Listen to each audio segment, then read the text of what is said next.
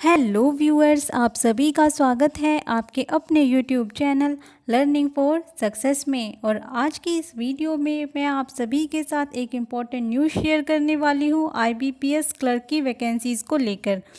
तो प्लीज़ इस वीडियो को लास्ट तक देखें और अगर आपको मेरी ये वीडियो पसंद आए तो प्लीज़ इसे लाइक करें, शेयर करें। साथ ही ऐसी बहुत सारी अपडेट्स जानने के लिए मेरे चैनल को सब्सक्राइब करें। तो जैसा कि आप सभी जानते हैं कि अभी आईबीपीएस ने पीओ की यानी कि प्रोबेशनरी ऑफिसर्स की वैकेंसीज़ निकाली थी, जो अगस्त में लास्ट डेट थी उस फॉर्म को भरने की। और अब आईबीपीएस ने क्लर्क के लिए यानी कि 2020-21 सेशन के लिए वैकेंसीज़ निकाल दी हैं और उसका नोटिफिकेशन जो है वो जारी कर दिया है। आप आईबीपीएस की साइट पर जाकर उस नोटिफिकेशन को डाउनलोड कर सकते हैं और देख सकते हैं। साथ ही आपको डिस्क्रिप्शन बॉक्स में भी उसका लिंक मिल जाएगा, आप वहां पर जाकर उस नोटिफिकेशन को डाउनलोड करें और चेक करें कि किस स्टेट में टोटल कितनी वैकेंसीज़ हैं। तो चलिए सबसे पहले हम उस नोटिफिकेशन में क्या क्या इंपॉर्टेंट बातें हैं, आपको एग्ज़ाम फॉर्म फिल करने के लिए क्या क्या आपकी क्वालिफ़िकेशन चाहिए, क्या जो भी रिक्वायरमेंट्स हैं वो सभी इस वीडियो में हम जानेंगे। तो प्लीज़ इस वीडियो को लास्ट तक देखें। तो सबसे पहले हम बात करते हैं टोटल वैकेंसीज़ की। तो टोटल वैकेंसीज़ इस बार निकली हैं टोटल 1527 यानी कि 1527। ये जो है ये बाद में इंक्रीज़ भी हो सकती हैं, क्योंकि अभी कुछ जो बैंक्स हैं, जो पार्टिसिपेटिंग ऑर्गेनाइजेशंस हैं, उन्होंने अभी तक अपनी वैकेंसीज़ को रिपोर्ट नहीं किया है, क्योंकि कुछ बैंक्स का अभी 2019-20 का जॉइनिंग प्रोसेस जो है वो कंप्लीट नहीं हुआ है। इसलिए कुछ बैंक्स ने अभी अपनी वैकेंसीज़ को रिपोर्ट नहीं किया है। तो ये वैकेंसीज़ जो भी अभी बताई गई हैं 1527, ये इंक्रीज़ भी हो सकती हैं, लेकिन कितनी ये नहीं पता, लेकिन ये इंक्रीज़ ज़रूर होंगी। अब अगर हम बात करें इसमें पार्टिसिपेटिंग ऑर्गेनाइजेशन कौन कौन से हैं, यानी कि कौन कौन से बैंक्स में आपको रिक्रूटमेंट मिलेगी अगर आप इस आईबीपीएस 10 क्लर्क के एग्ज़ाम को क्वालिफाई कर लेते हैं। तो आपको bank of Baroda, Canara bank, Indian overseas bank, UCO bank, bank of India, central bank of India, Punjab national bank, union bank of India, bank of Maharashtra, Indian bank और पंजाब एंड सिंध बैंक, यानी कि आपको इन सभी ऑर्गेनाइजेशंस में से किसी एक में जॉब मिलेगी अगर आप आईबीपीएस क्लर्क के एग्ज़ाम को क्वालिफाई कर लेते हैं। तो सबसे पहले हम बात करते हैं कि क्या शेड्यूल रहने वाला है। तो जो रजिस्ट्रेशन स्टार्ट होगा, यानी कि आप कब से एप्लीकेशन फॉर्म फिल कर सकते हैं, तो वो है आपका 2 सितंबर 2020 से, और इसकी जो लास्ट डेट है फॉर्म फिल करने की वो है 23 सितंबर 2020, यानी कि कल से जो है इसका एप्लीकेशन फॉर्म फिल करने का प्रोसेस जो है वो स्टार्ट हो जाएगा और ये 23 सितंबर तक लास्ट है। अगर हम बात करें पेमेंट की, तो आप पेमेंट भी 2 सितंबर से लेकर 23 सितंबर तक जो फ़ीस है एप्लीकेशन फ़ी वो सबमिट कर सकते हैं। साथ ही जो भी SC ST PWD के कैंडिडेट्स हैं उनको प्री एग्ज़ाम ट्रेनिंग जो है वो प्रोवाइड की जाती है। तो उसके लिए आपको जो कॉल लेटर्स होंगे वो आप डाउनलोड कर सकते हैं 17 नवंबर 2020 के बाद। यानी कि अगर आप प्री एग्ज़ाम ट्रेनिंग के ऑप्शन को टिक करते हैं, आप चाहते हैं प्री एग्ज़ाम ट्रेनिंग लेना, तो आपको उसके ऑप्शन पे टिक करना पड़ेगा और उसका जो कॉल लेटर होगा वो आप 17 नवंबर 2020 के बाद डाउनलोड कर सकते हैं। नेक्स्ट है conduct of pre exam training, यानी कि आपकी जो भी प्री एग्ज़ाम ट्रेनिंग होगी वो होगी 23 नवंबर 2020 से 28 नवंबर 2020 तक। साथ ही download of call letters for online exam preliminary, यानी कि जो आपका प्रीलिम्स का एग्ज़ाम होगा उसके जो कॉल लेटर्स हैं, जो एडमिट कार्ड है, वो आप 18 नवंबर के बाद से डाउनलोड कर सकते हैं। साथ ही आपकी जो डेट रखी गई है प्रीलिम्स के एग्ज़ाम की वो है 5 दिसंबर, 12 दिसंबर और साथ ही 13 दिसंबर। तो ये 3 डेट्स जो हैं वो आपकी ऑनलाइन प्रीलिम्स के एग्ज़ाम की रखी गई हैं। और जो आपका रिज़ल्ट आएगा प्रीलिम्स एग्ज़ाम का वो डेट डिसाइड की गई है 31 दिसंबर 2020, यानी कि 31 दिसंबर तक आपका क्लर्क के प्रीलिम्स का एग्ज़ाम का रिज़ल्ट जो है वो आ जाएगा। साथ ही जो आपका मेंस एग्ज़ाम होगा उसका एडमिट कार्ड आप डाउनलोड कर सकते हैं 12 जनवरी के बाद से। और जो आपकी डेट रखी गई है अभी वो रखी गई है 24 जनवरी, यानी कि आपका जो मेंस एग्ज़ाम होगा प्रीलिम्स क्लियर करने के बाद वो होगा 24 जनवरी 2021 को। और साथ ही प्रोविज़नल अलॉटमेंट यानी कि जो फाइनल रिज़ल्ट होगा आपका प्रीलिम्स और मेंस क्लियर करने के बाद, और कौन सा बैंक आपको अलॉट होगा, जो भी आपकी प्रोविज़नल अलॉटमेंट होगी वो जो रिज़ल्ट होगा वो आपका डिक्लेयर किया जाएगा 1 अप्रैल 2021 को। यानी कि ये जो सभी डेट्स हैं वो टेंटेटिव्स हैं, यानी कि आपका रजिस्ट्रेशन होने के बाद आपके एग्ज़ाम्स की जो डेट है उसमें चेंजेस हो सकते हैं। तो फ़िलहाल ये जो शेड्यूल है वो टेंटेटिव है, लेकिन जो आपका प्रोसेस है रजिस्ट्रेशन का वो कल से स्टार्ट हो रहा है। और साथ ही जैसा कि आप देख रहे हैं कि अभी इंडिया में कोविड-19 के केसेस जो हैं वो डेली इंक्रीज़ होते जा रहे हैं, तो इस वजह से आपकी जो प्री एग्ज़ाम ट्रेनिंग है वो फ़िलहाल पॉसिबल नहीं है, लेकिन अगर वो पॉसिबल होगी तो वो ज़रूर की जाएगी या फिर वो कैंसिल भी हो सकती है। आगे हम बात करते हैं एप्लीकेशन फ़ी की, कि एप्लीकेशन फ़ी कितनी रहने वाली है। फॉर SC ST PWBD और एक्स सर्विसमैन इनके लिए रहेगी ₹175 यानी कि 175 रुपये।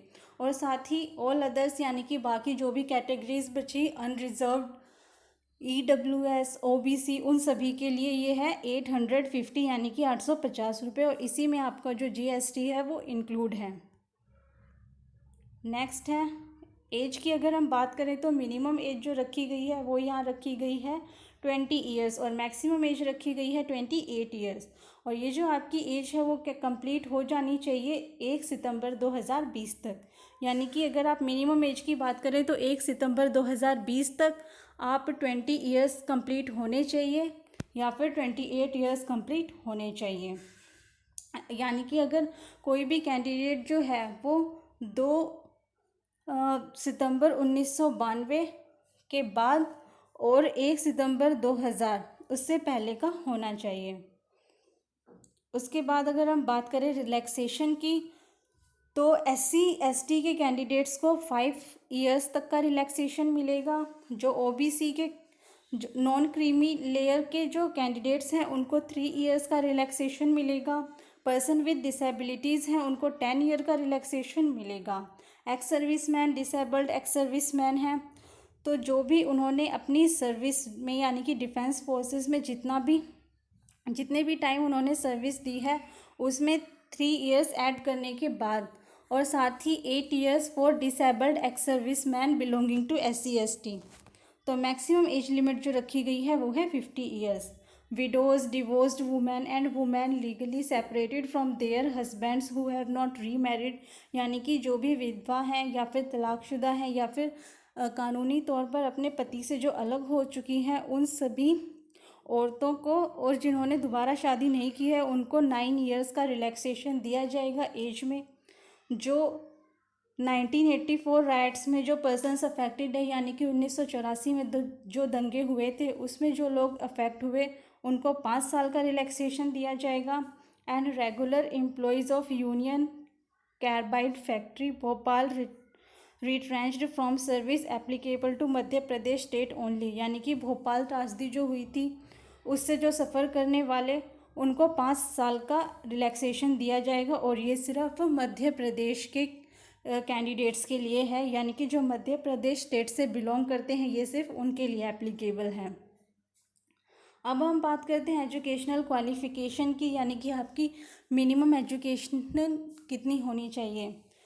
तो आपकी मिनिमम एजुकेशन है कि आपको किसी भी रिकग्नाइज्ड यूनिवर्सिटी से जो भी गवर्नमेंट ऑफ इंडिया में के अंदर रिकग्नाइज्ड हो वहाँ से आपको ग्रेजुएशन होनी चाहिए। किसी भी डिसिप्लिन में आप BA BCom BCA BBA कोई भी हो सकते हैं, लेकिन आपकी ग्रेजुएशन जो है वो कंप्लीट होनी चाहिए।